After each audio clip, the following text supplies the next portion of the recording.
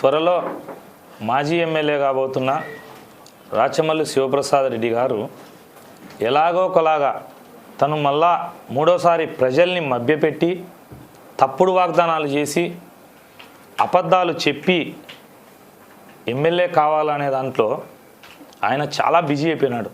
వ్యాపారస్తులకు సంబంధించి ఒక మీటింగ్ ఏర్పాటు చేసి ఎంపీ గారిని పిలిపించినాడు. నేనేమనుకున్నా అంటే ఎంపీ గారు పొద్దుటూరుకు వస్తున్నారంటే ఏమైనా ఆయన గతంలో చెప్పిన హామీలు 500 కోట్లు నిధులు ఏమన్నా ఇచ్చిన వాటికి ఏమన్నా ఓపెనింగ్లకు వస్తున్నాడేమో అనుకున్నా. తర్వాత కడప స్టీల్ ప్లాంట్ గురించి ఏమన్నా వస్తున్నాడేమో అనుకున్నా. దోమలేని పొద్దుటూరు చేస్తానని చెప్పినాడు కదా ఎమ్మెల్యే, ఆ వాగ్దానం ఏమైనా నెరవేర్చినాడేమో అని చూసిపోనికి ఏమైనా వచ్చినాడు అనుకున్నా.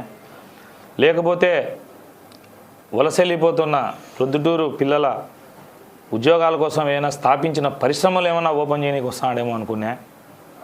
మూతపడిన పాల కేంద్రాన్ని ఏమైనా తెరిచి ఓపెన్ చేసి రిబ్బన్ కట్ చేయడానికి వస్తున్నాడేమో అనుకున్నా. లేకపోతే రోడ్లు డ్రైనేజీలు నిర్మించి ప్రొద్దుటూరులో వాటి ఓపెనింగ్స్కి ఏమైనా వస్తున్నాడేమో అనుకున్నా.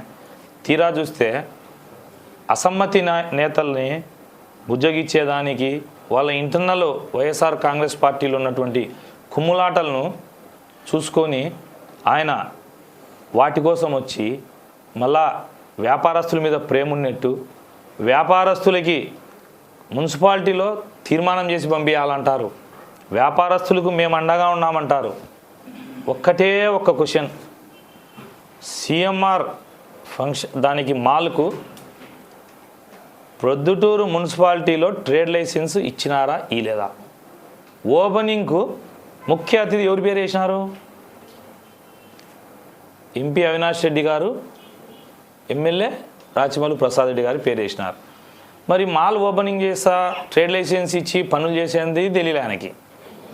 మళ్ళీ ఓపెనింగ్ పిలిచినప్పుడు ఎవడైనా ఓపెనింగ్ పిలిచేవాడు ఎమ్మెల్యే గారిని ముఖ్య అతిథిగా పిలిస్తే కార్డులో కొట్టియాలంటే ముందు పోయి వాళ్ళతో మాట్లాడతారు కదా, మీరు ఏ డేట్ ఫ్రీగా ఉంటారు సార్, మీరు మా ఓపెనింగ్కి వస్తారా, ఏంది రారా, మిమ్మల్ని ముఖ్య అతిథిగా పెడతామని ఇన్వైట్ చేస్తారు. మరి ఆ రోజు ఎమ్మెల్యే గారికి ఆ ఇన్విటేషను మరి ఆయనకి ఇచ్చినప్పుడు ఆ ఓపెనింగ్ తెలీదా? కేవలం ఓపెనింగ్ చేసే రోజు ముందు రోజు వ్యాపారస్తులు పోయి ఈ ఓపెనింగ్కి మీరు రావద్దు అని చెబితే నా పని అయిపోయింది కదా, ఎత్తాల్సిన డబ్బు ఎత్తుకున్నా, ఇవ్వాల్సిన పర్మిషన్లు ఇచ్చినా, ఇంకా నాకేం అవసరం లేని చెప్పి ఆయన ఇంట్లో కూర్చున్నాడు. ఇప్పుడు వచ్చి మున్సిపాలిటీలో తీర్మానం చేసి ప్రభుత్వానికి పంపిస్తారంట. ప్రొద్దుటూరు వ్యాపారస్తులను రిక్వెస్ట్ చేస్తానా, నాగు పాము నమ్మాకండి, పాముకు పాలు పోయాకండి. ఆయనే చేపిస్తాడు, ఆయనే రైడింగ్ చేయిస్తాడు, ఆయనే డబ్బులు తీసుకుంటాడు, ఆయనే మళ్ళీ మిమ్మల్ని ఇడిపిస్తాడు. మూడు ఆయనే. ఏం జరిగినా ఆయనే దీనికి బాధ్యుడు. ఇలా వ్యాపారస్తుల కోసము మున్సిపాలిటీలో తీర్మానం చేస్తారంట అంటే ఎట్లా వ్యాపారస్తులారా? మీరు నమ్మండి, మీరు ఆలోచన చేయండి.